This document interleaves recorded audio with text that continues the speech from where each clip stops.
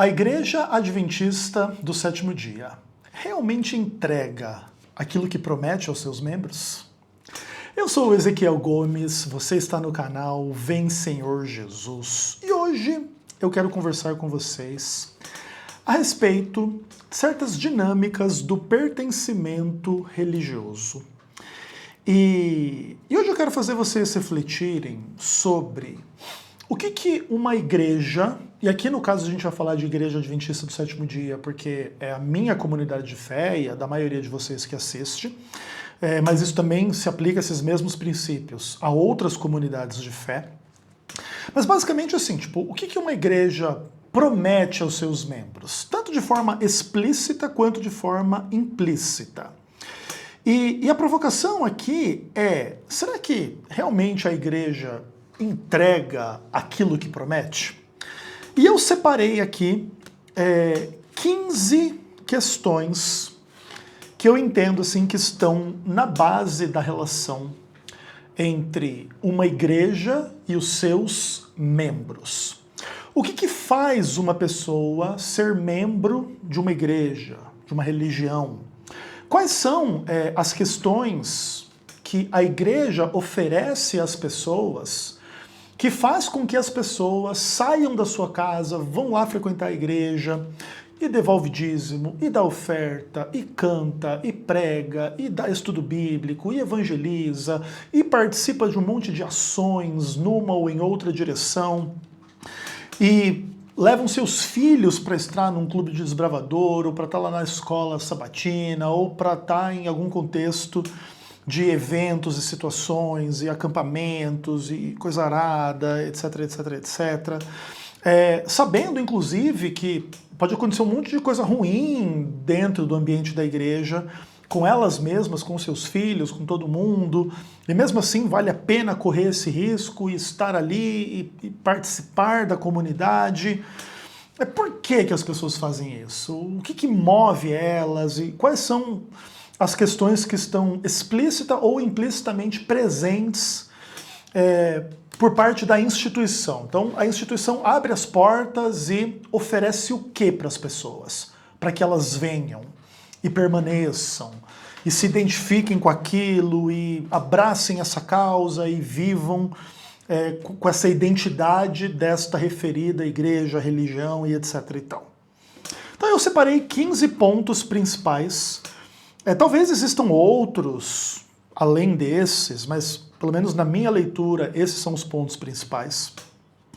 E eu quero fazer aqui uma leitura tanto positiva quanto negativa de cada um desses aspectos aqui, tá?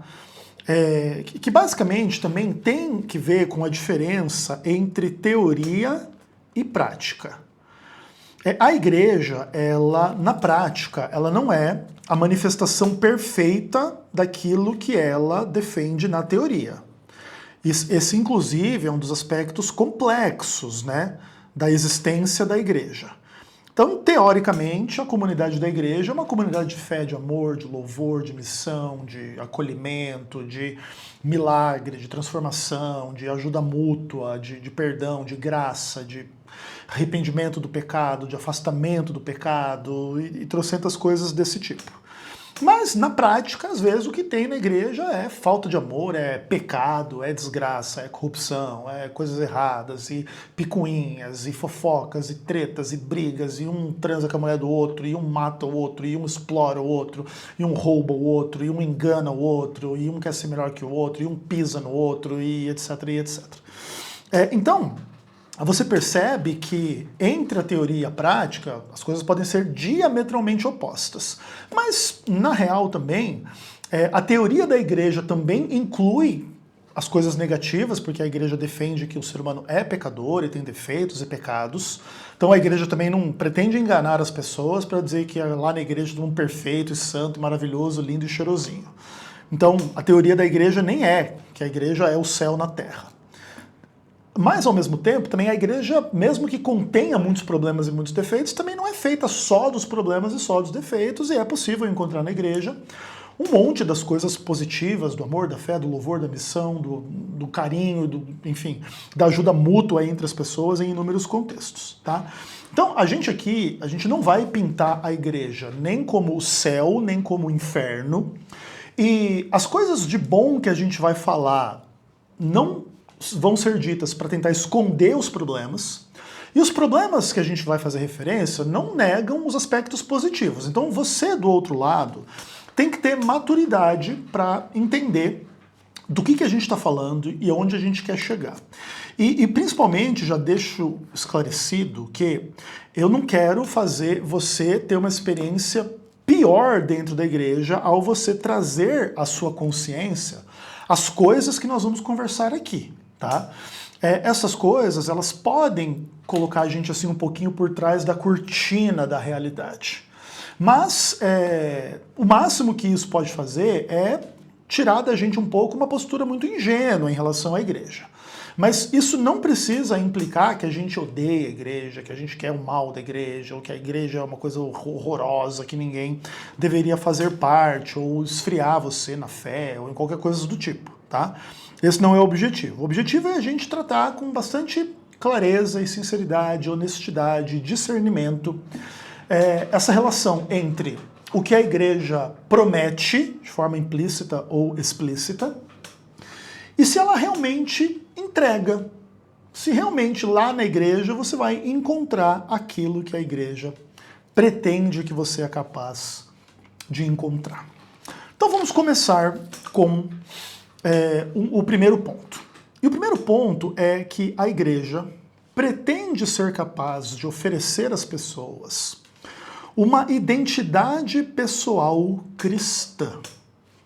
A primeira questão da igreja é caracterizada pelo cristianismo, porque, vamos dizer assim, a Igreja Adventista do Sétimo Dia pretende ser uma representante do cristianismo.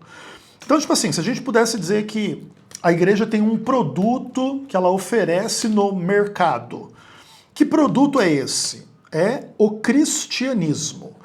Então, venha para a Igreja Adventista. E ao abraçar essa identidade, o que você se tornou? Um cristão, certo? Legal. Em tese, é isso. Esse é o negócio da igreja.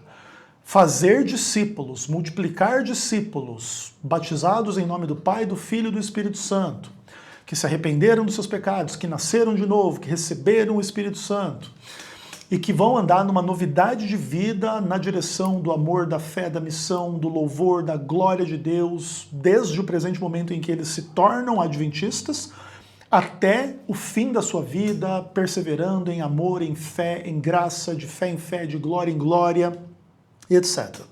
Esses cristãos não vão se tornar perfeitos e sem pecado, eles vão lutar com dificuldades e problemas, mas Deus vai estar com eles, o Espírito Santo vai estar com eles, e no fim das contas, no meio de trancos e barrancos, altos e baixos, o cristão vai chegar ao fim da sua vida ou ao momento da volta de Jesus, ao lado de Deus e selado por Deus para a salvação. Legal. Isso é o que a igreja promete, de forma implícita ou de forma explícita. Entretanto, entregar estas coisas talvez não esteja totalmente no poder da igreja em entregar. Porque parte disso depende da atuação de Deus mesmo e também das decisões das próprias pessoas que entram na igreja. Por exemplo, tá? Na perspectiva adventista, você se batiza para andar em novidade de vida e perseverar até o fim. Mas se alguém não perseverar até o fim, não é porque a igreja não entregou, é porque a pessoa não abraçou a mensagem da igreja de forma firme e fiel até o fim. E aí a pessoa foi adventista, ela teve uma experiência de transformação, de amor, de novo nascimento, de tudo isso, mas depois apostatou e voltou para o pecado, para o mundo, abandonou Cristo, abandonou Deus. Isso não é um problema meramente da igreja. Não é a igreja que concede ou não concede essa experiência. Se houvesse uma instituição com poder de fazer as pessoas perseverar ou não, serem fiéis ou não, fazerem tudo certinho ou não, creio eu que a instituição concederia às pessoas a capacidade de fazer tudo certo e dar tudo certo. Mas isso não pertence à instituição religiosa. Então, sequer a igreja, nesse caso, ela é capaz de garantir o resultado daquilo que ela promete, porque isso depende também da pessoa que está envolvida, e mesmo da atuação divina, por exemplo, né? A concessão do Espírito Santo para estar com a pessoa. Então, também depende da atuação do Espírito Santo. E aí, veja como é interessante, né? O apóstata, vamos dizer que seja alguém que pecou contra o Espírito Santo, aí o Espírito Santo o abandonou. Então, teve uma ação humana e depois uma correspondente reação do Espírito Santo. E a igreja fica chateada que isso aconteça, mas, tipo assim, não é culpa da igreja que assim é, tá?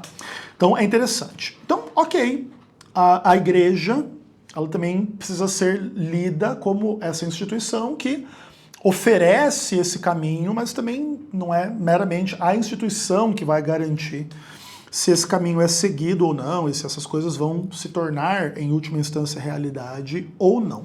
Entretanto,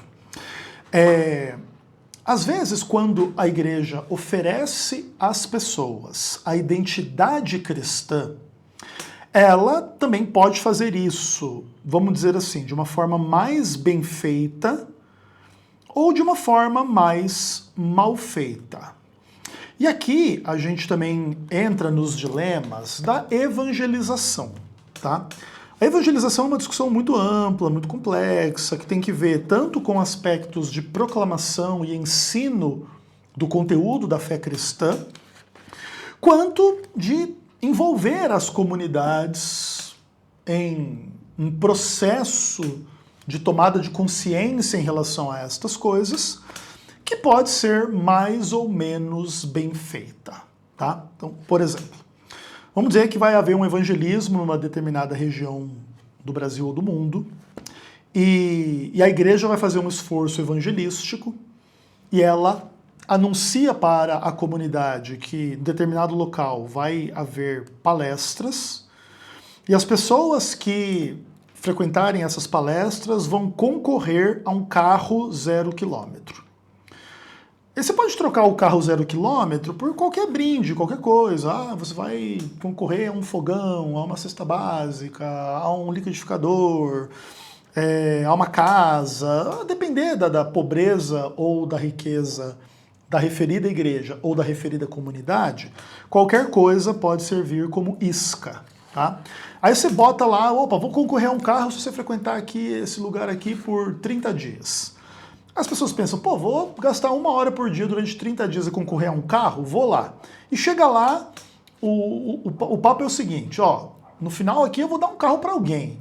Mas antes de te dar um carro, eu vou dizer para você que Deus existe, Ele criou o mundo em 6 dias, descansou no 7º, Jesus morreu por você, você tem que se arrepender, e você tem que ser batizado, e você não sei o quê, lá, e a Ellen White foi profeta, ou não foi profeta, ou pode tomar café, ou não pode tomar café, ou pode transar, ou não pode transar, e quando pode, com quem pode, quando não pode, e etc, etc, etc. E vamos dizer que exista todo um ensino em relação às coisas, e no final se dá um carro 0 km. Aí, tipo assim, vamos dizer que 1000 pessoas foram nessas palestras com a perspectiva de ganhar alguma coisa e 200 pessoas das 1000 decidiram ser batizadas e se tornarem adventistas do 7º dia. E aí se batiza e no dia seguinte tem o sorteio do carro.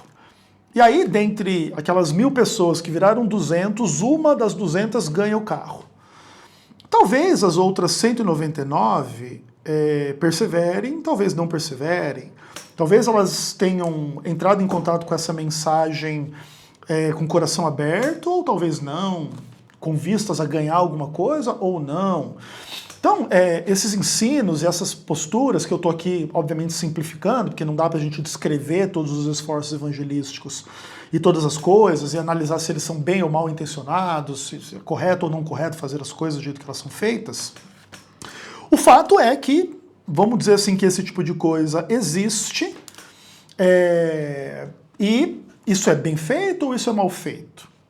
Agora, em muitos outros casos, tem pessoa que frequenta a igreja nem uma semana e já está sendo batizada, porque tem uma semana de colheita, porque vem à frente, porque Jesus, você oferece tudo de bom para a pessoa, né? Jesus vai te perdoar, Jesus vai te prosperar, Jesus vai abençoar a sua vida, Jesus vai não sei o quê. E a pessoa, meu Deus, eu quero todas essas bênçãos aí, o que tem que fazer? Entra no toque batismal aqui, se batiza e etc e tal. E às vezes a pessoa frequenta uma semana a igreja e tá lá, e é adventista. E às vezes ela persevera até o fim e ela vira uma excelente adventista. E às vezes não, etc e tal, né? Tinha uma história de uma das igrejas que eu passei lá na Bahia, na época da minha formação pastoral, que se contava uma história que era assim, que o referido pastor lá estava precisando bater alvo de batismo, essas coisas, entrou num boteco lá e ofereceu tipo R$ 50 para 3 bêbados lá, se eles quisessem se batizar na igreja. E aí que um ou dois deles lá aceitaram e foram na igreja e se batizaram e se tornaram membros fiéis da igreja. Pararam de beber, etc, etc, etc. Mas a isca inicial foi 50 conto para se batizar. Correto, não correto, ok, não ok, etc, etc, etc. É muito difícil julgar as coisas assim no seguinte aspecto. É óbvio que você oferecer R$ 50 para uma pessoa é errado ela se batizar, porque isso não deve ser um motivo para ninguém se batizar. Mas, por uma forma muito torta do destino, da realidade, sei lá do que, o pastor, de uma forma corrupta e equivocada, teve essa ideia, mas isso incentivou um maluco que estava num boteco a ir para a igreja e realmente mudar de vida. Porque, né, a pessoa está ali no boteco, às vezes ela já ouviu falar da mensagem cristã há muito tempo, mas está ali enchendo a cara. E um maluco ali, 50 conto, vem, o cara já aproveita os 50 conto e a perspectiva de que mudar de vida é uma coisa legal, se batiza e muda de vida. É difícil julgar, tá? É difícil dizer se o Espírito Santo estava envolvido nisso aqui ou não, porque pelos R$ 50 não, mas pelo bom resultado sim. Então, a gente está lidando com questões muito complicadas, muito difíceis, que a gente não tem total noção e controle como que Deus enxerga ou como que Deus guia as coisas e etc e tal, ok? Então, o mais importante, entretanto, é a gente entender que a igreja oferece uma identidade cristã para as pessoas que não necessariamente ela é capaz de entregar, porque também depende das próprias pessoas assumir essa identidade de uma forma fiel. O maluco recebeu 50 conto, podia se batizar, sair da igreja, continuar frequentando o boteco e aí não teria se tornado cristão. Certo? Enfim, mesmo tendo sido batizado. Então, umas coisas muito malucas e interessantes. Ok. Só que assim, além da identidade pessoal, a igreja ela é composta de muitas pessoas. E aí a igreja promete, de forma explícita ou implícita, que ao entrar na igreja você vai ganhar uma família, que é a família da fé, que tem que ver com o aspecto do pertencimento social. Então, todo mundo que pertence a uma referida igreja, uma referida religião, são os irmãos da igreja. Então, existe um pertencimento social.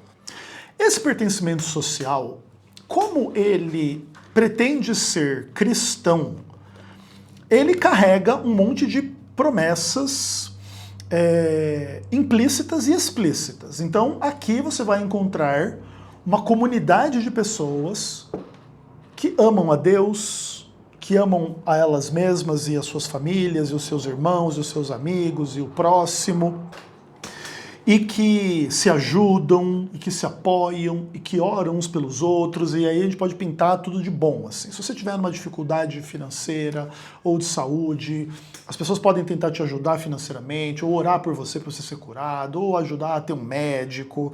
Existem infinitas formas de interação entre as pessoas dentro da igreja, e supostamente lá dentro desta família, tá todo mundo bem intencionado, tá todo mundo bem legal, tá tudo bem bacana. Entretanto, assim como acontece com a identidade pessoal cristã, que a igreja não consegue garantir que a pessoa vai abraçar, também a igreja não consegue garantir que esse pertencimento social à igreja implica a sua conexão com pessoas bem intencionadas ou cristãs, assim, de forma sincera e verdadeira e blá blá blá. Muito pelo contrário.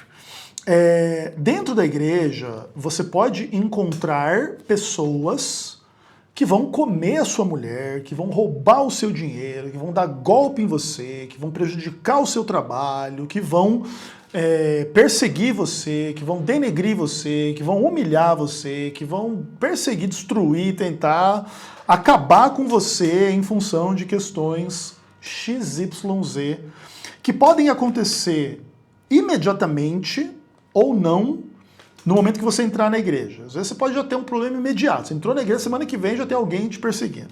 Ou pode demorar 1 ano, ou 2 anos, ou 10 anos, ou 20 anos, ou 30 anos. Galera, agora tem um monte de gente buzinando aqui. Não sei o que acontece, cara. Aliás, antes de eu começar a gravar, tava um helicóptero aqui perto, cara. Espero que não seja a polícia me procurando. Porque o meu único crime é amar demais, tá? Cara, até eu comentei, acho que no vídeo passado, que eu tô muito incomodado com os barulhos aqui. E alguém, né, acho que o Rafael comentou que não dá pra ouvir porque o microfone é muito bom. O microfone é bom, tal, mas acho que quem tá de fone consegue ouvir essa barulheira aqui. E pior do que isso, eu tendo que gravar, ouço aqui, trocentas buzinas aqui do lado. Galera, eu vou dar uma pausa aqui, eu volto a hora que essas buzinas pararem. Me dá um minutinho, por favor. Bom, 10 minutos parado aqui, espero que não volte aqui essa buzinação total aqui. Mas enfim. Então, o pertencimento social que a igreja pretende promover entre as pessoas não é um pertencimento social garantido de que você estará lidando com pessoas legais e etc, etc, etc. A igreja não é capaz de entregar isso para ninguém. Por quê? Porque tudo isso depende da postura de cada pessoa dentro desse grupo social. Assim como a igreja não consegue obrigar ninguém a ser fiel e ser fiel até o fim, esses processos de apostasia e pecado e incoerência e etc e tal, eles acontecem à medida que as pessoas fazem parte daquele círculo social.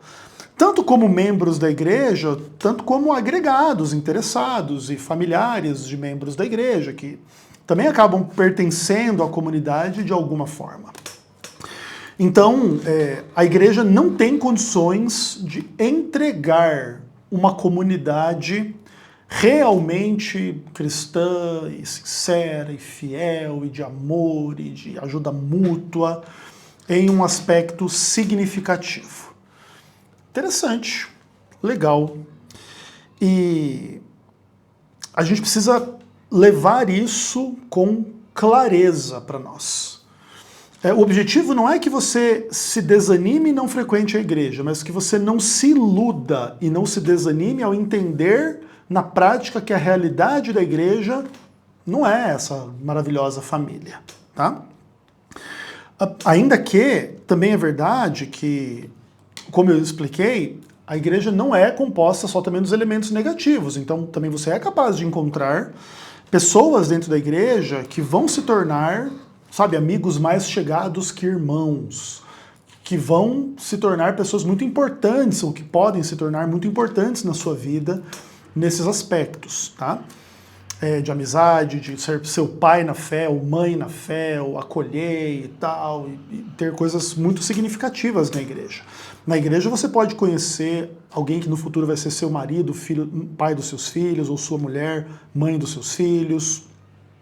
Isso também não quer dizer que vai ser bom ou ruim, tá? Porque também pode ser que você case com uma pessoa cristã que depois vai te trair, ou que vai ser péssimo, etc e tal, tá?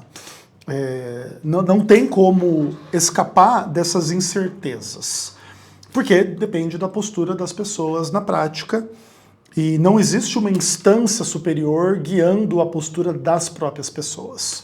É as pessoas que tomam suas próprias decisões e fazem o que elas querem fazer. Então, entender isso é fundamental para não criar expectativas e ideias de que a igreja vai ser melhor do que de fato ela é capaz de ser, porque a igreja não é capaz de entregar aquilo que ela promete nesses aspectos superpositivos, da identidade pessoal e do pertencimento social. O terceiro aspecto, ele vai numa direção um pouco diferente, mas tem que ver com a ideia de que as pessoas que abraçam as convicções de uma igreja, elas geralmente elas demonstram e declaram que elas adquiriram um sentido para a sua vida, uma missão para a sua vida. Então, vamos dizer assim, que você estivesse meio perdido no mundo e você encontrou uma igreja e você abraçou aquela identidade, aquelas crenças e aquelas coisas. O que a igreja te entrega nesse aspecto? Ela te entrega um sentido da vida. Então, poxa, eu estava perdido, agora eu estou salvo. Poxa, eu estava numa direção errada, agora eu estou numa direção melhor. Poxa, eu acreditava em coisas erradas, agora acredito em coisas corretas. Ou eu estava numa condição X pior e agora estou numa condição Y melhor. E agora a minha vida tem um sentido, tem uma missão, tem uma direção, tem uma perspectiva diferente do que teria se não fosse a igreja. Esse é um aspecto bem interessante, bem legal, mas ele também precisa ser entendido de uma maneira, vamos dizer assim, profunda e tudo mais, para que você não confunda um pouco as coisas, a sua missão de vida com a missão de uma instituição religiosa, porque geralmente essas coisas não são sinônimas, tá? Por exemplo, toda instituição religiosa adoraria que todos os seus membros tivessem como a sua missão de vida prioritária fazer aquela instituição crescer. Tá? Toda instituição adoraria que essa fosse a missão de todas as pessoas dentro daquela instituição. Entretanto, quem disse que crescer é uma coisa boa? Quem disse que Deus quer que a igreja cresça? Pode ser que isso não seja o caso, a depender do momento, do sentido, do aspecto, das implicações desse crescimento dentro de uma comunidade. É óbvio que de uma forma meio que geral a gente entende que Deus quer que a igreja cresça porque Deus quer que o evangelho seja pregado a todo mundo, em testemunho de todas as nações, até que venha o fim. Entretanto, também é verdade que, por exemplo, lá no livro de Atos a Bíblia diz, né, que se batizaram 2.000, 3.000 lá nos sermões lá dos apóstolos. E a Bíblia diz, e Deus acrescentava diariamente os que eram salvos na igreja. Veja que, vamos trabalhar então com, entrou 1.000 pessoas na igreja, Deus acrescentou. Entrou 2 pessoas na igreja, Deus acrescentou. Qualquer coisa que aconteceu ali de aumento, é Deus que está fazendo. Então perceba, nem toda a igreja cresce 2.000, ou 4.000, ou 3.000, ou 1.000, ou 10.000 pessoas por dia nas pregações do evangelho. Então isso significa que o ritmo de crescimento de uma igreja, dado por Deus, pode ser muito grande ou muito pequeno. Pode ter igreja que cresça 10.000 pessoas em um dia, pode ser que tenha igrejas que cresça 2 pessoas a cada 10 anos. E se a gente for atribuir isso a Deus, a ideia é que algumas igrejas Deus quer que cresça num ritmo maior do que outras que Deus quer que cresça num ritmo menor. Mas a ideia da multiplicação e do crescimento, da missão e etc e tal, envolve questões muito amplas e muito complicadas. Porque o crescimento da base de uma pirâmide social implica um monte de coisa em relação ao grupo que está no topo da pirâmide daquela igreja. Que isso pode significar coisas positivas ou coisas negativas. Vamos pensar que o grupo no topo da igreja está precisando de mais pessoas dentro da igreja para fazer um trabalho humanitário social relevante naquela comunidade. Então tem muitas pessoas doentes e poucas pessoas para visitar os doentes e orar pelos doentes e ser instrumentos de milagres e cura dos doentes. Então, vamos dizer que naquela igreja tenha 100 pessoas. Dessas 100 pessoas, 10 pessoas visitam os outros nos hospitais. E 5 sejam os líderes. Se essa igreja multiplicar por 500 pessoas, multiplicar por 5, ao invés de 10 pessoas visitando, vai ter 50 pessoas visitando. E agora vai ter 25 líderes. Então, obviamente que 50 pessoas visitando doentes fazem uma obra maior do que 10 pessoas visitando doentes. Então, às vezes o crescimento da igreja, ele representa esse tipo de crescimento. Vamos ter mais ação missionária, mais ação evangelística, mais milagre, mais cura, mais pregação do evangelho. Maravilhoso que a igreja cresça nesses termos. Mas tudo isso também pode implicar 100 pessoas geram de dízimo e oferta R$2.000 por mês, dividido entre os 5 líderes. Se isso multiplicar por 5, R$2.000 por mês vai virar R$10.000 por mês. Daqui a pouco o interesse não é tanto a pregação, o milagre, a cura, a bênção, a glória de Deus. É dinheiro, capital político dentro de uma instituição, porque eu batizei 1, eu batizei 10, eu batizei 50, eu batizei 1.000, e aí eu vou adquirir status e fama e poder e cargo e dinheiro. E muitas vezes esse dinheiro não vai ser usado de forma cristã e honesta e sincera. Na realidade, o dinheiro das igrejas muitas vezes é usado para a pregação do evangelho, sim, mas muitos também para enriquecimento ilícito, para puta e motel, para ser claro, para todo tipo de corrupção e pecado, injustiça e falta de prioridade. Então, por exemplo, não tem R$1.000 para fazer uma obra evangelística, mas tem R$1.000 para fazer um jantar de confraternização. Mas cedo ou mais tarde, essas decisões são tomadas dentro das igrejas. E é meio complicado. Então, o sentido da vida das pessoas dentro da igreja tem que tomar um pouco de cuidado. Que sentido é esse? Cada vez dar mais dinheiro para corrupto, cada vez mais pregar o evangelho. Outra coisa, Deus pode ter o propósito para a vida de um membro da igreja que não seja exatamente aumentar a igreja a qual a pessoa pertence. Deus pode ter outros interesses na vida desta pessoa, que não ela ser uma serva da instituição religiosa a qual ela pertence. E essas coisas são complexas porque Deus não desce do céu e diz para cada um de nós qual é a nossa missão na vida. Então isso é uma questão que é a gente que tem que entender. E a gente tem que abraçar ou não essa missão, porque a gente pode ser fiel ou infiel à missão. Mas, ao mesmo tempo, por causa dessa incerteza, a comunidade ao nosso redor tem a tendência de pintar que a gente, por fazer parte da comunidade, tem a missão de fazer parte da comunidade. Então, por exemplo, qual missão é dada por Deus? Qual missão é dada pela instituição? Qual missão é dada pelas pessoas ao nosso redor? Qual missão é a gente impondo sobre a gente mesmo uma pretensa missão que, na verdade, não foi posta sobre nós, ou foi, ou etc. Tudo isso tem que ver com as questões de vocação pessoal, chamado pessoal, postura pessoal, onde cada um entende a sua posição, o seu lugar, as suas obrigações, aquilo que entende que pertence ao sentido da sua vida. E não é muito fácil a gente ter clareza sobre o sentido nem da nossa vida, muito menos das pessoas ao nosso redor.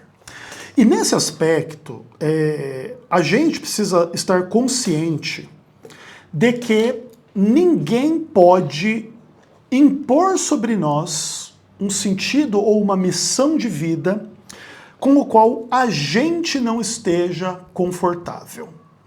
Porque, no fim das contas, nós seremos responsáveis por aquilo que a gente faz. Então, a gente precisa estar no comando das nossas decisões nesse aspecto.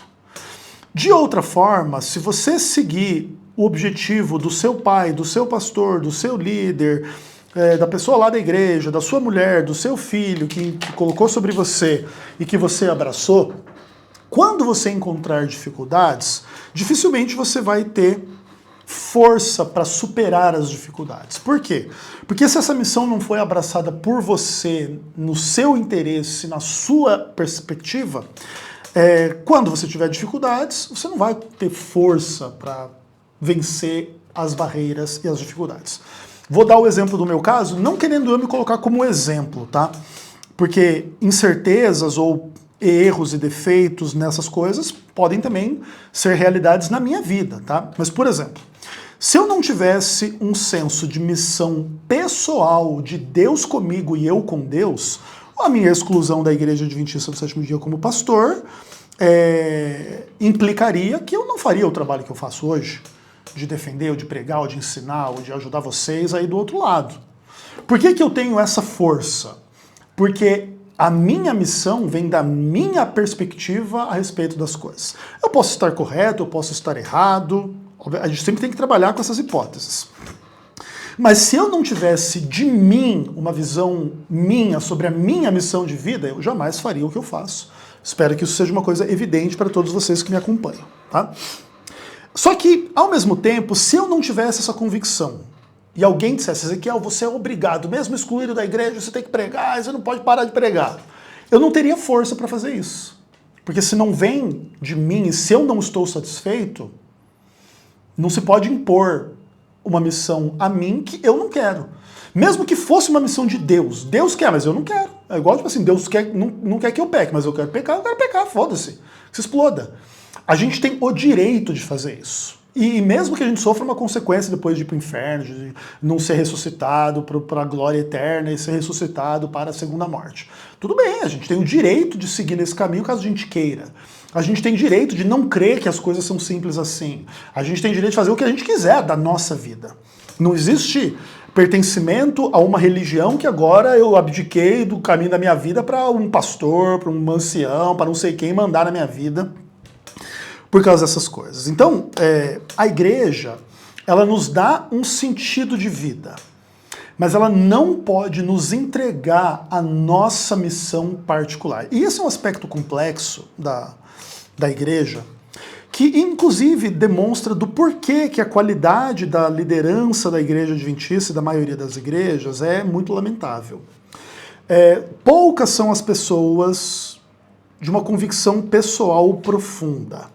A maioria das pessoas na estrutura da liderança das igrejas estão ali por tradição, conveniência, conchavos políticos, e a perspectiva de que certos benefícios, sejam eles materiais ou tipo mentais, espirituais, psicológicos, valem a pena diante dos problemas. Então tem um monte de gente que serve, tipo assim, supostamente, nos cargos eclesiásticos, não por uma profunda convicção pessoal de chamado, de missão, de pregação e de ensino e de espalhar o evangelho na face da terra.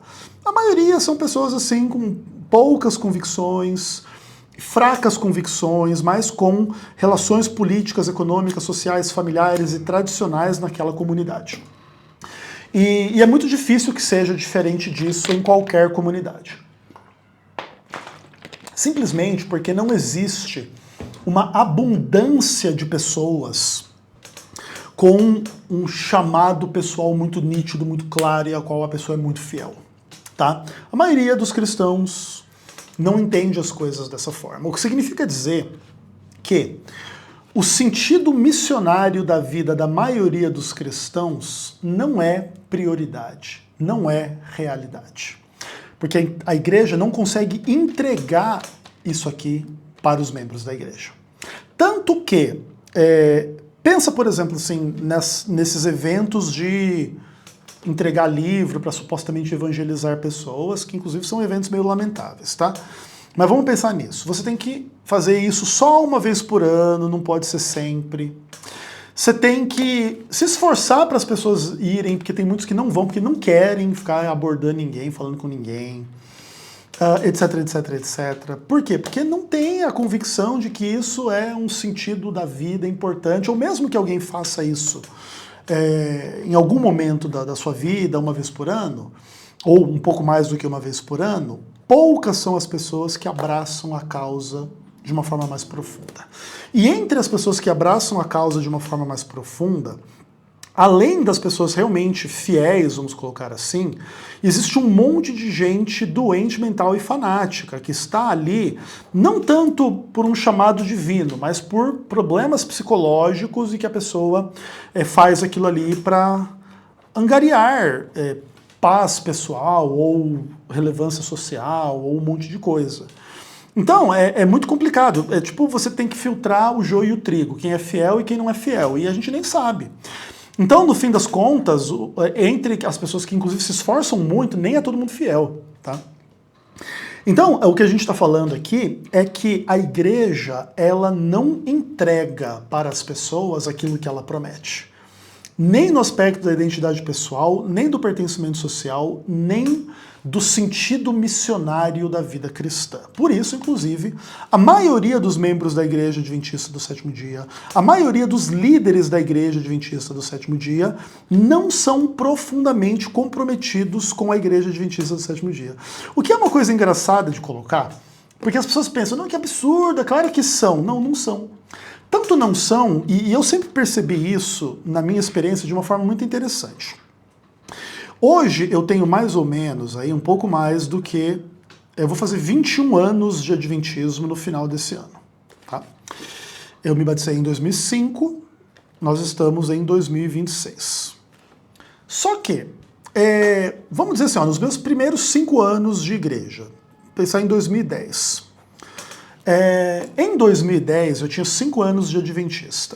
E eu já sabia mais de teologia adventista do sétimo dia do que uma quantidade gigantesca de membros, líderes das igrejas locais e mesmo pastores, etc., da igreja de uma forma geral. Claro, uma parte disso se explica pela minha condição mental neurodivergente, como superdotado, que tenho facilidade de estudar e aprender, e hiperfoco e etc e tal. Isso é uma parte da explicação. Mas não é a única parte da explicação. Se eu, com poucos anos de igreja, entendo mais e melhor certos aspectos da teologia adventista, e aqui eu não estou falando dos aspectos polêmicos que pode haver divergência, tá? Estou falando realmente da doutrina adventista. Se eu entendo melhor a doutrina adventista do que um monte de gente que está a vida inteira na igreja, o que isso implica? É que a maioria das pessoas dentro da igreja não estão focadas e aprendendo e lidando com aquilo e etc e tal. Te dou um exemplo, tá? Eu entendo mais de teologia adventista do que vagabundo visto em motel com puta, Marlington Lopes e Ayrton Killer somados, entendeu? E não quer dizer que eu sou moralmente nem espiritualmente superior a estas pessoas. É só uma questão de conhecimento teológico, entendeu? Pessoas aí que são líderes e não sei o quê, tanto pela qualidade da sua liderança já percebe que são pessoas lamentáveis, mas também por aspectos de reflexão teológica, bíblica. Você pode ver qualquer uma dessas 3 pessoas falando qualquer coisa sobre qualquer assunto e me ver falando sobre o mesmo assunto e você vai perceber nitidamente quem é que entende e ensina a doutrina adventista e quem é que está enrolando e falando um monte de bosta, tá? Etc e tal. Então, tipo, é muito louco. Entendeu? E o que significa dizer que a igreja, nem mesmo para os seus próprios líderes, ela cria assim, esse contexto do tipo, nossa, a doutrina do santuário, preciso aprender e entender, blá blá blá. Pelo contrário, esses mesmos líderes aí, que são adventistas a vida inteira, muito mais tempo do que eu, quando vão falar desses assuntos, assim, é uma metralhadora de merda, né? E aqui o que eu estou dizendo não é para me exaltar nem para denegrir eles, tá? É só para ilustrar o aspecto de que você pode fazer parte de uma igreja a sua vida inteira, você pode ser o presidente da associação geral daquela igreja, que mesmo assim isso não significa que você é uma pessoa de profundo conhecimento. Não, só significa que você é uma pessoa profunda de politicagem e sacanagem e corrupção, como no caso do Ayrton Killer, tá? Não tem a ver com um senso profundo de doutrina e missão e teologia adventista, tá? Legal. Próximo ponto aqui. A igreja, ela pretende oferecer uma explicação moral do mundo para, tipo, elucidar a realidade do mundo para os seus adeptos. Então, A igreja explica a história do mundo, da criação, da queda e o pecado e tal. E a igreja teria, tipo assim, uma clareza em relação a estas coisas para explicar para as pessoas o que é certo, o que é errado, e por que é certo e por que é errado. E aí as pessoas também confiam na direção moral da instituição da igreja sobre a vida delas. Então, tipo assim, a igreja falou XYZ coisa, tipo uma instância superior da realidade veio graciosamente nos ensinar a realidade. Que é uma relação bem interessante, bem bacana. Só que, quando a gente lida com dilemas morais complexos, a igreja parece não ser tão útil assim. Por exemplo, você já teve alguma aula na igreja que te elucidou profundamente por que, por exemplo, que a igreja defende monogamia como algo importante para Deus? Mas a Bíblia, que supostamente é a palavra de Deus, contém poligamia?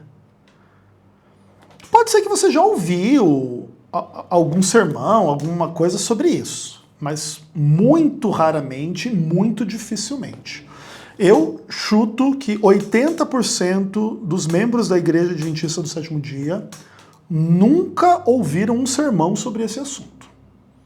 Se Deus gosta de monogamia, por que que poligamia era uma coisa normal para Deus, lá no contexto da Bíblia, que Deus abençoava e que Deus dava um monte de mulher lá para Davi ou para Salomão, para quem quer que seja, e etc, e etc, e etc. O que significa dizer que é o seguinte, a igreja, ela pretende ser esse bastião moral da realidade, mas essa moralidade, ela só atinge o nível superficial, não vai atingir um nível profundo. Eu vou falar mais sobre sexo daqui a pouco, mas, por exemplo, guarda do sábado. Na doutrina adventista, guardar o sábado é correto, quem não guarda o sábado é errado. Você nunca, provavelmente, viu uma discussão profunda dentro da igreja sobre os serviços essenciais, tanto na área da saúde quanto na área da segurança. Nunca houve explicação para você por que que o guardinha pode trabalhar lá nas instâncias, nas instituições adventistas, guardando os patrimônios da igreja no sábado, e você não pode trabalhar no sábado, porque a implicação disso aqui é que a igreja está fazendo pessoas trabalharem no sábado, e se o mundo é dividido entre guardadores do sábado bonzinho e transgressores do sábado malzinho, então a instituição adventista está entre os transgressores maldosos e malzinhos do sábado, porque obrigam pessoas a trabalhar no sábado, por exemplo, como guardinha lá nas instituições da igreja. A igreja, ela nunca vai bater esse papo com você. Ela pode até, talvez, dar alguma diretriz, um texto, alguém pode falar alguma coisa, não, é porque a igreja não sei o que, blá, blá, blá, mas ela não vai aplicar a ela mesma a explicação moral do mundo. O que basicamente é uma forma de dizer que a igreja, ela mantém as pessoas numa compreensão bem superficial sobre moralidade. E ela não discute os potenciais problemas, ou as potenciais contradições, as potenciais tensões entre monogamia e poligamia, ou trabalhar no sábado ou não trabalhar no sábado dentro da igreja. Por que que os pastores podem estar em hotel no sábado? Por exemplo, tá? Vagabundo visto em motel com puta, Marlington Lopes, Ayrton Killer, viveram a vida inteira deles, em trocentos sábados durante o ano, em hotéis, com pessoas trabalhando ali para servi-los, a comida, as toalhas, as piscinas, os quartos, as limpezas, ou o que quer que seja, entendeu? E, por exemplo, se você for um adventista e você trabalhar no sábado em algum hotel, você é excluído da igreja. Então, o duplo padrão moral, o fato da igreja transgredir aquilo que ela mesma ensina, demonstra que ela não entrega isso que ela promete. Tipo, um mundo preto e branco, simples, onde a igreja é boa e o mundo é mau. A igreja não entrega isso para ninguém. A igreja prega no nível da superficialidade uma coisa, na prática vive outra, e se você quiser tornar os líderes responsáveis por isso, e reclamar, e denunciar, e etc., eles não vão te ouvir, no máximo eles vão rir da sua cara. Essa é a Igreja Adventista do Sétimo Dia, seja bem-vindo para você que não conhecia, tá? É muito louco isso aqui, cara. Então, a igreja não entrega essa divisão simplista, moral da realidade, onde guardadores do sábado estão certos e transgressores estão errados, até porque a instituição é transgressora e não guardadora.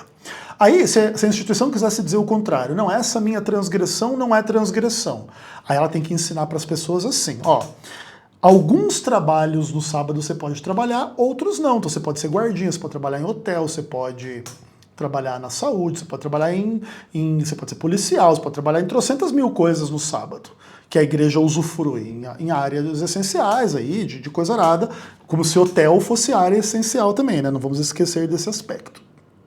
Mas a igreja dificilmente ela bate esse papo maduro e adulto com as pessoas. Ela faz uma explicação moral básica do básico, infere pecados sobre estas coisas assim de uma forma indiscriminada, sem entrar no detalhe das exceções, etc.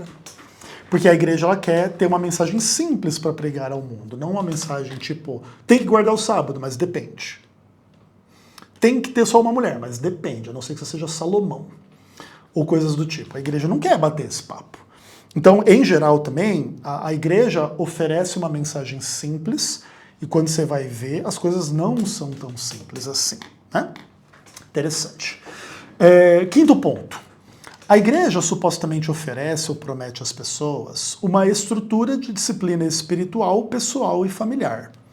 Então, existe a ideia de que se você pertencer à igreja, você vai ser exortado a ter essa disciplina espiritual, familiar, de oração, de louvor, de meditação e coisas assim do tipo. Mas a igreja também não consegue entregar isso porque depende das pessoas e das famílias aceitarem essas instruções e fazerem culto familiar, culto pessoal e terem as disciplinas espirituais de oração, de meditação, de pregação, de ensino, de estudo, de aprofundamento nestas coisas. Então também a igreja não entrega. Ela, tipo assim, indica que se deve fazer, mas ela não consegue entregar. Nesse aspecto não é culpa dela, que ela não é responsável pelas decisões das pessoas e das famílias, mas aí você percebe que, em ampla medida, o que a igreja oferece aos seus membros é uma teoria que praticamente ninguém vive na prática. Também é uma das raízes das tensões dentro da igreja. Você busca uma coisa X e o que você encontra é uma coisa Y. Você busca fidelidade e coerência, você encontra infidelidade e incoerência. E isso precisa estar bem claro. Parte disso é problema da instituição, parte disso é problema das famílias, parte disso é problema das pessoas, parte disso é problema da comunidade. A gente tem que ser, vamos dizer assim, a gente tem que ser firme ao identificar cada coisa no seu lugar, tá bom? Mas o fato é que a igreja não entrega o que promete. Além disso, existe um pouco da ideia de que a igreja oferece consolo emocional para os seus membros diante de problemas em geral. Então, no fim das contas, se você enfrentar problemas de saúde, ou de desemprego, ou de trocentos problemas que as pessoas podem enfrentar, existe um certo aspecto de consolo emocional nessas situações. Então, vai dar tudo certo, Deus vai abençoar, vamos orar, vamos confiar em Deus e etc. e tal. Essas questões elas são um pouco complicadas, porque esse é um dos pontos poucos, assim, talvez, que a igreja entregue. A não ser uma pessoa que se recusa a ser consolada, aí também não tem o que fazer, né? Mas esse é um aspecto, assim, dos mais, vamos dizer assim, porque esse consolo oferecido, ele não vem atrelado a nada muito prático. Então, é algo do tipo assim, ó, diante dos problemas, confie em Deus. Então, tipo, né? Isso a igreja sempre é capaz de oferecer, porque quebrei o braço, perdi o emprego, minha mulher me abandonou, sei lá o que aconteceu, o Corinthians perdeu, vai, irmão, vai dar tudo certo, Deus abençoe. Isso é uma das poucas coisas que a igreja consegue entregar, porque é meio fácil, assim, entre aspas. A não ser que alguém não queira ser consolado, aí ninguém pode consolar quem não quer ser consolado. Nem Deus mesmo, né? Então também daí não é um problema da igreja, né? Nem de Deus, é um problema da pessoa que não quer ser consolada, que quer colocar algum sofrimento, algum problema acima de qualquer coisa. Aí, escolha da pessoa também. Sétimo ponto, a igreja pretende oferecer aos membros a perspectiva de um perdão por problemas morais. E esse aspecto aqui, ele é um dos aspectos mais importantes e mais complicados da religião. Eu gosto de dizer, valeria a pena escrever um livro sobre isso, que o perdão dos pecados é a doutrina mais perigosa que existe na igreja. Eu não estou dizendo que ela é errada, nem que ela é, tipo, como que fala quando a gente dispensa, dispensável, né? Não, a doutrina do perdão dos pecados, ela é meio que o cerne do evangelho, né? Que Cristo morreu por nós para o perdão dos nossos pecados. Só que assim, o perdão dos pecados, ele pode ser o veículo da transformação positiva da pessoa ou do endurecimento negativo da pessoa. Quando você diz que existe perdão para os pecados, você dá um alívio de esperança a quem erra. Então, sei lá, eu adulterei, eu roubei, eu menti, eu transgredi, eu fui infiel, eu matei, eu transgredi o sábado, eu fiz coisas erradas e ruins, e etc, etc, etc. Se não houvesse perdão, aquilo lá que a própria carta aos Hebreus fala, né? Só resta a expectativa horrível de um julgamento, né? Então, é muito difícil você ter qualquer saúde mental sabendo que seus erros não têm perdão e que acabou para você, entendeu? Então, é bem importante haver a válvula de escape para os pecados. Mas, ao mesmo tempo, você cria um problema muito complicado. Por exemplo, tá? O problema da pedofilia na Igreja Católica, em última instância, é uma discussão teológica sobre perdão dos pecados. Por quê? Porque a Igreja Católica, ela entende, na sua teologia, que Deus deu à Igreja Católica a autoridade de perdoar os pecados. Lá no Evangelho se diz algo nessa direção, assim, né? Os pecados que vocês perdoarem serão perdoados, e os que vocês reterem serão retidos. Falando da comunidade dos seguidores de Cristo. Então a Igreja Católica faz uma leitura bem literal e que ela é a comunidade dos seguidores de Cristo, dos discípulos, dos apóstolos, sucessão apostólica tem a ver com isso, e eles podem perdoar os pecados. E aí um padre pedófilo vai esticar a corda até onde vai o perdão. Ah, entendi. Essa instituição aqui, a minha maravilhosa igreja, perdoa os meus pecados. Abusei o coroinha. Estuprei, pintei e bordei. E a igreja perdoa. Uma das razões aí dessas questões tem a ver com isso. Se a igreja disser que não perdoa, ela nega a sua própria teologia de que ela tem o perdão dos pecados. Essa é uma das razões pelas quais a Igreja Católica dificilmente, ou praticamente nunca, pune o pedófilo e exclui ele. Isso aqui é um problemaço. E no fundamento do problema está, você não perdoa. E mesmo que você não seja católico, no fim, é uma questão com Deus também, né? Deus perdoa, então se exploda, entendeu? Porque a ideia de que Deus perdoa os pecados transforma os pecados numa coisa assim, beleza, então comer as meninas, vou mentir, vou fazer qualquer coisa, Deus perdoa e acabou, tá bom. Tipo assim, você esvazia o conteúdo da lei cristã, da Bíblia, da palavra de Deus, das questões, porque Deus perdoa. Se você fizer errado, Deus não perdoa. Então vou fazer errado, Deus perdoa. Tá tudo bem. Tá? A doutrina do perdão dos pecados é a parada mais sinistra que tem, tá? Só para lembrar vocês. Ela é super importante, mas aí existe um pouco da ideia de que esse perdão não é incondicional. Se você pecar a ponto de pecar contra o Espírito Santo, você não vai ter perdão nenhum. Nem aqui, nem no porvir, diz Jesus. Mas em tese, fora isso, tudo tem perdão.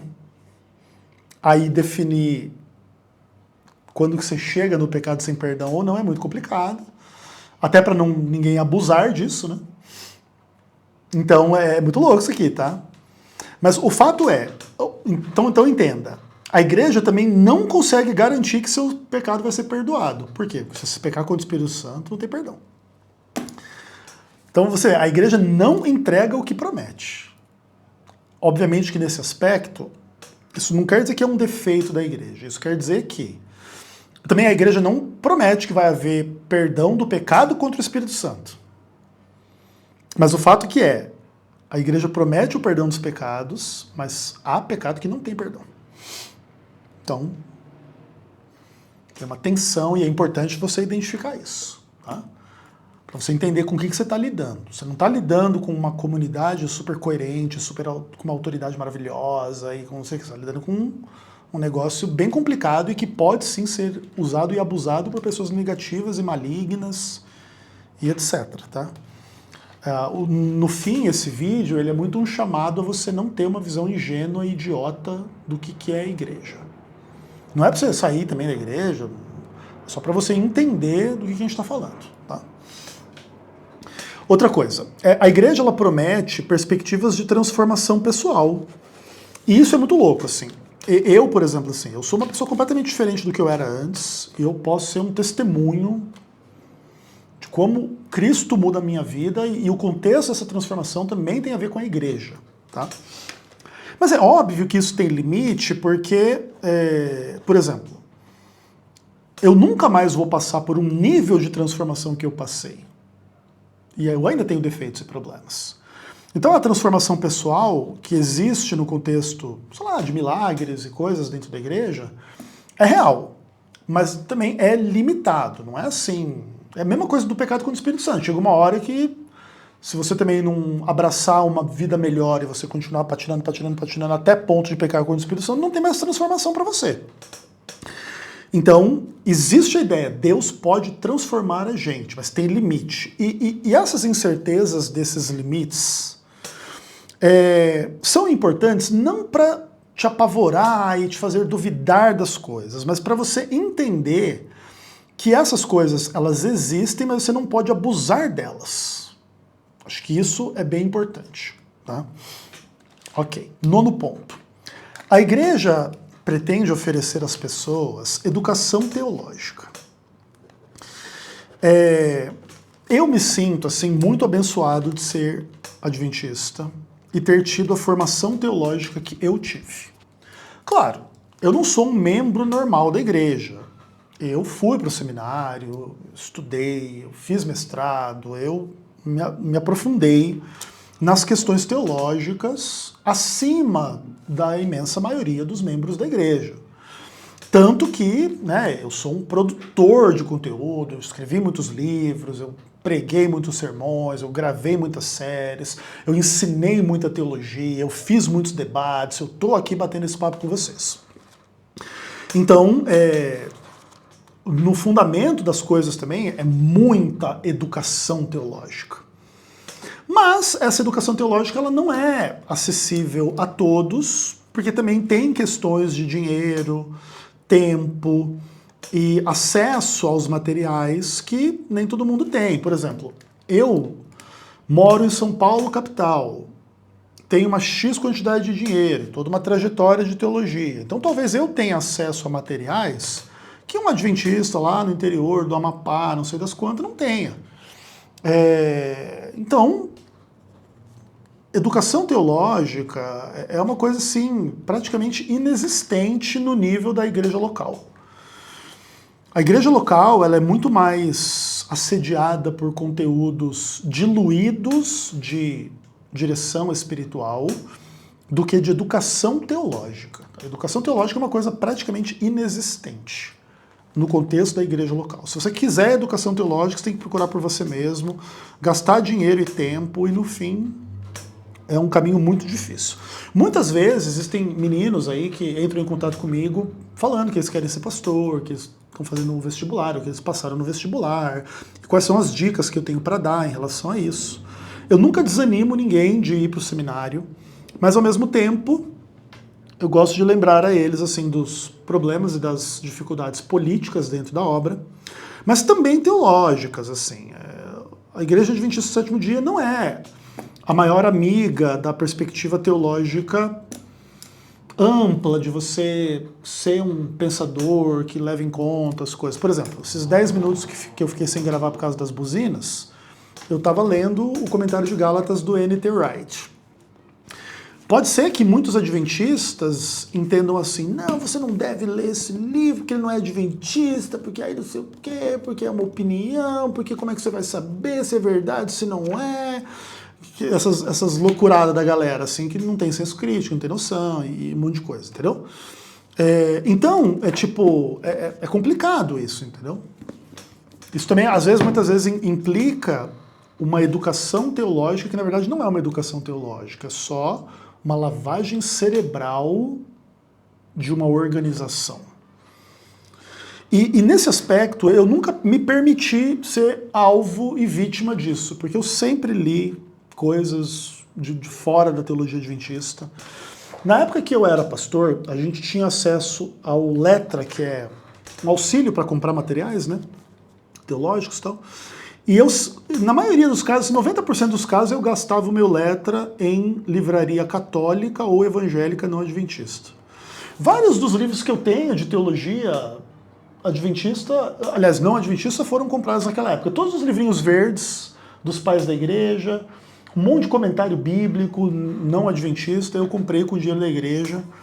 Mas não é todo mundo que concorda, que as pessoas acham que você só tem que ler coisa adventista, que não sei o quê, porque isso é muito perigoso. Que é uma outra forma de dizer que você é burro e você não pode ter contato com nada lá fora, pra você não... Enfim, né, cara, é muito louco isso aí também, né? Então, a educação teológica é uma coisa lamentável dentro da igreja. No contexto da igreja local. No contexto do seminário adventista, a educação teológica é, sim, muito boa. Muito boa mesmo, tá? Nesse aspecto eu tive muita sorte na minha vida de ter feito seminário com os adventistas do sétimo dia.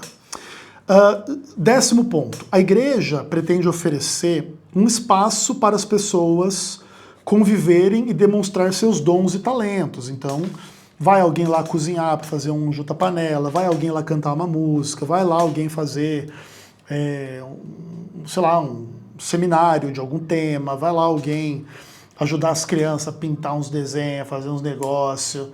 É legal isso aqui, esse espaço existe, mas tudo depende muito de uma política bem mundana e geralmente não muito coerente.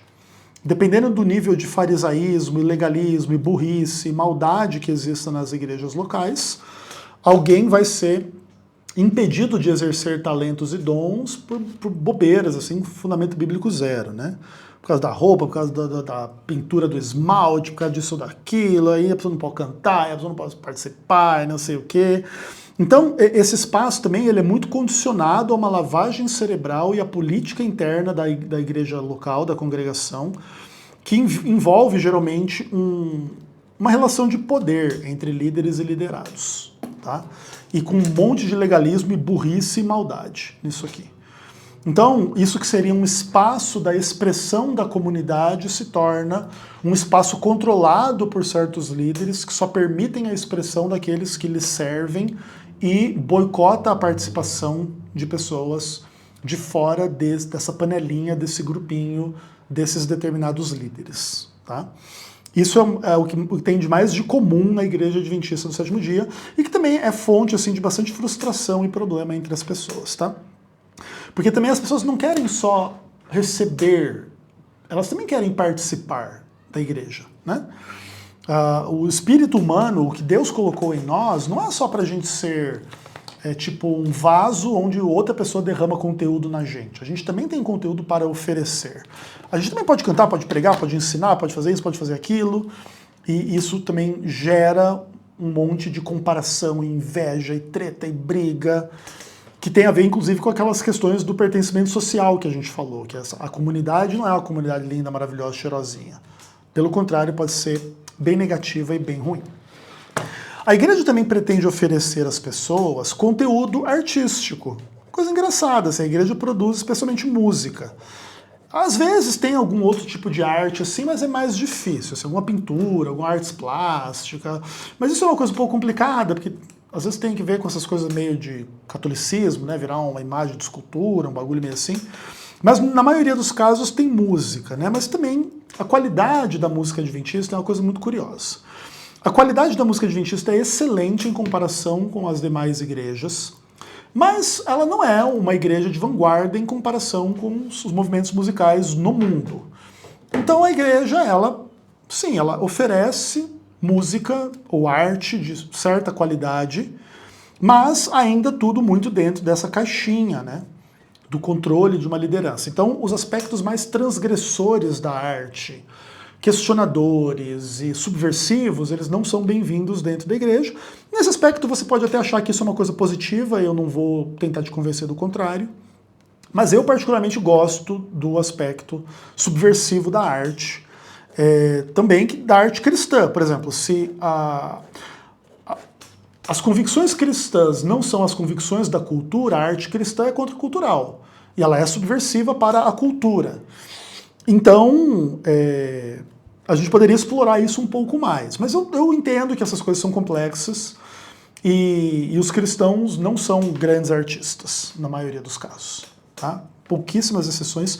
E geralmente, quando o cristão é muito bom artista, ele sai da igreja. Então, um monte de gente, por exemplo, o Prince, né? O Prince, o cantor, guitarrista, enfim, ele era adventista, né? E ele saiu de ser adventista para se tornar um dos grandes ícones da música pop. Ele era um baita guitarrista, hein? Tem umas coisas bem legais dele. E dançava e cantava, etc e tal, e obviamente não fazia música adventista, né? Porque tipo, não cabe aquele tipo de coisa no adventismo. Então a pessoa tem que sair para expressar isso, porque a igreja não é muito amiga destas questões. A igreja não entrega um ambiente nem esportivo, nem artístico, cultural significativo dentro da igreja. Mas tudo bem.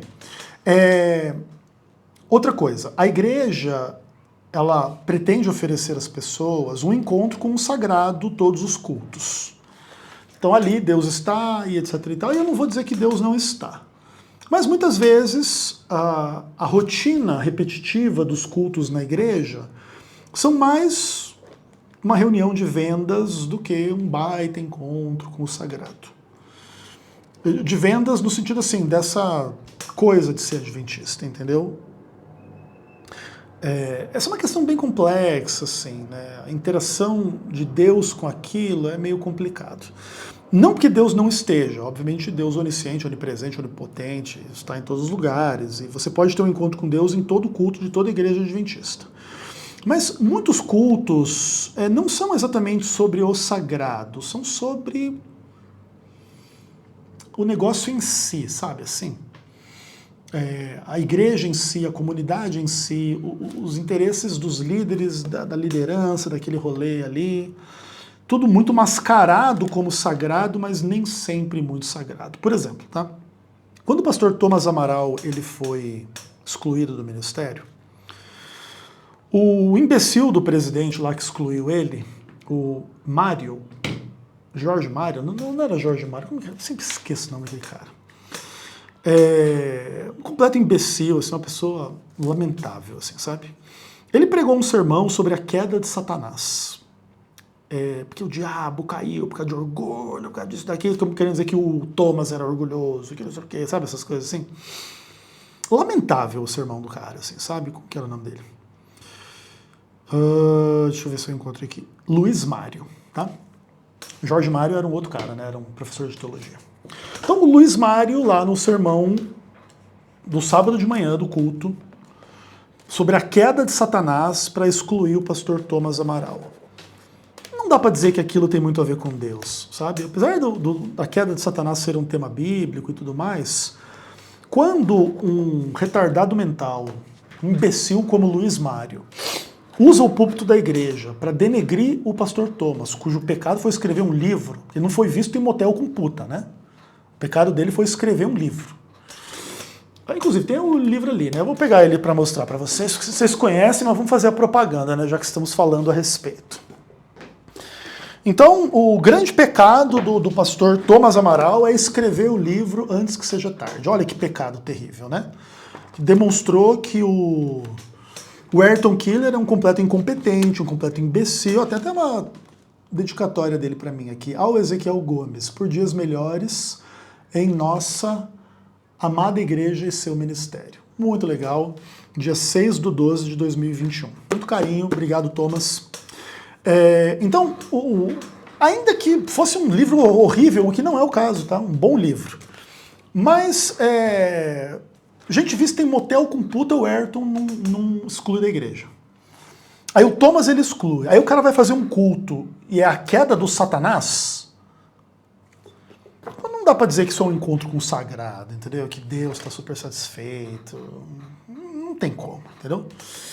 Então, a igreja muitas vezes não é esse lugar do encontro com o sagrado, não. É um encontro com o demônio chamado Luiz Mário, servo do corrupto imbecil do Ayrton Killer. Sejamos claros, tudo bem? Ayrton Killer é aquele que acoberta vagabundo visto em motel com puta dentro da igreja. Fechou? É isso que você encontra em muitos sábados aí por aí. Outra coisa. Então a igreja também nem sempre entrega essa experiência com o sagrado, não.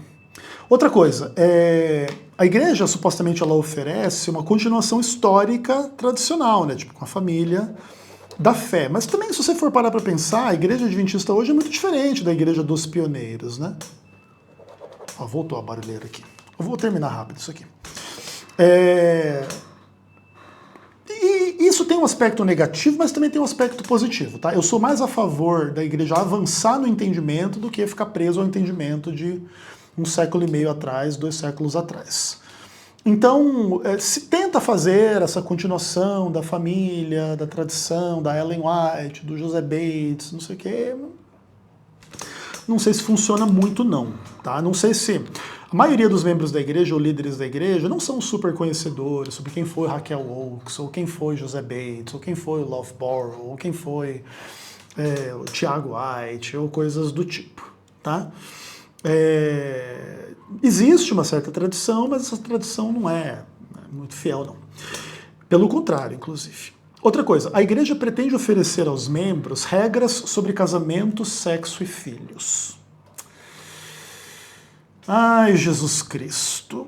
A taxa de divórcio entre os adventistas acho que é tão alta quanto a taxa de divórcio no mundo ou em qualquer outra igreja, não tem nada de especial no adventismo. Eu não posso falar muito porque eu sou divorciado também, né? Não por escolha minha, né? Mas você reclama com a Carolina aí, tá? Mas tudo bem também, não vou defender ela, mas não vou denegri-la aqui também. Tenho muito carinho e amor pela Carol. Espero que esteja tudo bem lá com ela. Faz tempo que eu não falo com ela. Mas o fato é que assim, né, cara, as questões de sexualidade, casamento e filhos, elas são meio lamentáveis assim na igreja, porque não é porque hajam problemas, porque também nem teria como não haver problemas numa área super sensível, super complexa. Mas assim, eu me sinto super numa comunidade assim de pessoas extremamente mal educadas em relação a essas coisas. Claro que a educação teológica e a educação para a vida, que envolve política, economia, sexo e tudo, é uma discussão difícil. Mesmo, né, a própria educação teológica já é péssima dentro da igreja. Imagina uma educação sexual, né? E também não sei se é o caso da gente ficar estimulando muito esse assunto, que tem um monte de gente pervertida na igreja também, e pessoa em clube de desbravador e coisa arada. Nem sei se é uma boa ideia, assim, muito papo de sexo nesses contextos. Mas... não existe um esforço para elucidar de uma forma legal, assim, não tem. Sobre nada, assim. É muito simplesmente assim, tipo, não pode, e no fim, usar o dinheiro de dízimo pra puta e motel por parte do amigão do Ayrton Killer. Essa é uma boa forma de ilustrar o problema, assim. é o pastor do está escrito comendo a secretária ou várias outras irmãs da igreja e comendo as irmãs da igreja no hotel que a igreja paga para o cara viajar ao Brasil enquanto é pastor do está escrito. É esse nível, assim, o negócio. Então é uma questão bem complicada. Claro, como a gente falou, a igreja não é capaz de obrigar as pessoas a serem coerentes. Mas a igreja deveria, pelo menos, não encobrir. Né? O Ayrton tentou encobrir o pastor do Está Escrito que fazia esse tipo de coisa. Porque é do caráter do Ayrton. Né? É muito louco isso aí, inclusive. Então, essas regras sobre casamento, sexo e filho também elas são muito assim. Né? Elas são teóricas e na prática não é bem assim. E por fim, a última questão, a igreja pretende oferecer uma esperança escatológica, né? Uma doutrina sobre a morte, o que acontece, a ressurreição e etc. Essa também é uma das coisas muito legais da fé adventista, pelo menos para mim, assim. A crença adventista sobre a morte, a ressurreição, para mim são algumas das coisas melhores que existem dentro da igreja. Claro que não é a igreja que entrega isso para ninguém, porque é Deus que tem que ressuscitar e aí não, depois que a gente morrer a gente vai ver como é que é, né? Mas tudo isso me faz, assim, demonstrar para vocês que na prática a igreja é muito diferente do que ela é na teoria. É natural que seja assim, porque a teoria é elevada e nós somos caídos, né? Mas não sei também se isso é totalmente normal, assim.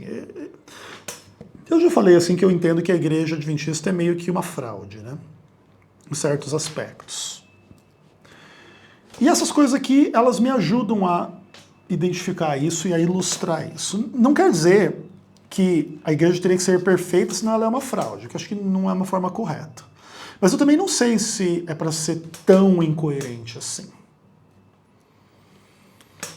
Porque, no fim, por detrás de muitas dessas coisas aqui, o que existe não é meramente uma imperfeição. O que existe é uma comunidade sendo conduzida com muita incompetência, por um lado, e com muita maldade, por outro lado. Os nossos líderes são muito incompetentes e muito maldosos. Às vezes é incompetência, às vezes é maldade. Claro, também tem o lado bom. Existem os bons líderes e as coisas boas da igreja. Mas rola muita maldade e muita incoerência.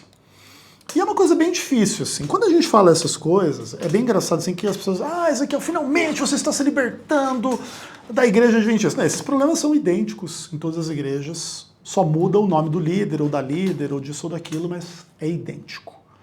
Todas as igrejas encontram esses mesmos problemas. De identidade, de pertencimento, de sentido de vida, de explicação do mundo, de estrutura de disciplina, de consolo emocional, de perspectiva de perdão, de transformação pessoal, de educação teológica, um espaço para demonstrar dons e talentos, de arte, de experiência com o sagrado, de uma continuação histórica com a tradição, de regras sobre sexo e esperança escatológica. Inclusive, a maioria das igrejas, além de ter todos esses problemas que eu apontei aqui, ainda tem outros problemas que a igreja adventista não tem, tipo inferno eterno, essas loucuras aí, que transgressão do sábado, que aí ainda tornam mais esquizofrênico e mais incoerente, o que já é bem difícil. E os desigrejados também não têm solução alguma para esses problemas, tá? Porque também ser desigrejado é só você viver essas mesmas coisas numa estrutura menor e menos placa de igreja. É a única coisa que muda, mas esses problemas são idênticos.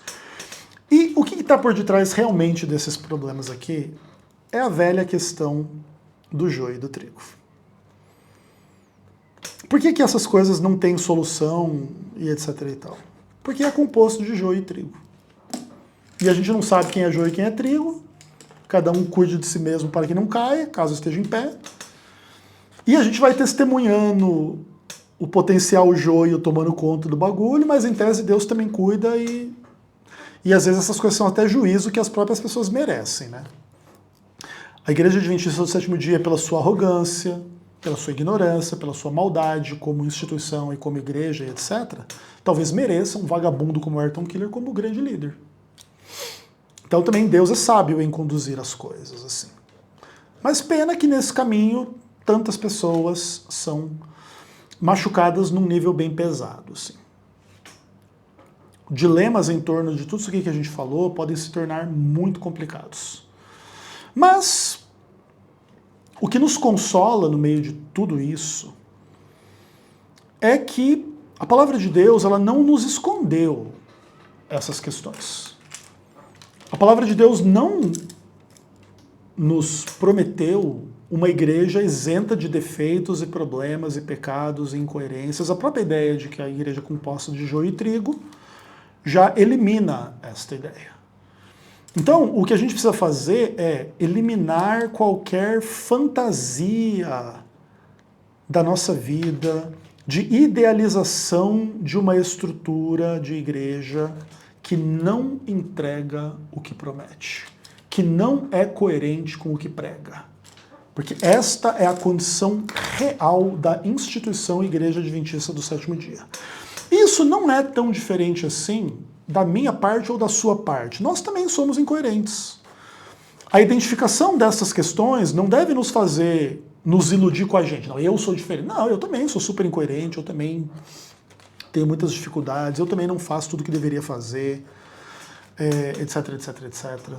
Se eu fosse comandar a igreja no lugar do imbecil vagabundo do Ayrton Killer, talvez eu não faria também grandes coisas, porque é complicado a gente inspirar pessoas e transformar e abençoar e abrir os olhos. Cada um tem o seu tempo e também tem pessoas que não vão chegar num bom lugar em tempo nenhum. Só o que lhes resta é o juízo vingador. Mas a gente nem sabe quem são ou quem não são. Então, o organismo vivo, igreja, é um dos organismos mais complexos da sociedade humana. E quanto mais rápido a gente entender isso, quanto mais profundamente a gente entender isso, menos a gente vai se iludir e mais a gente vai estar mais ou menos preparado para encarar os problemas dessa comunidade. E o fato de eu entender essas coisas é uma das principais razões pelas quais eu ainda sou adventista do sétimo dia, porque nada disso me pegou de surpresa.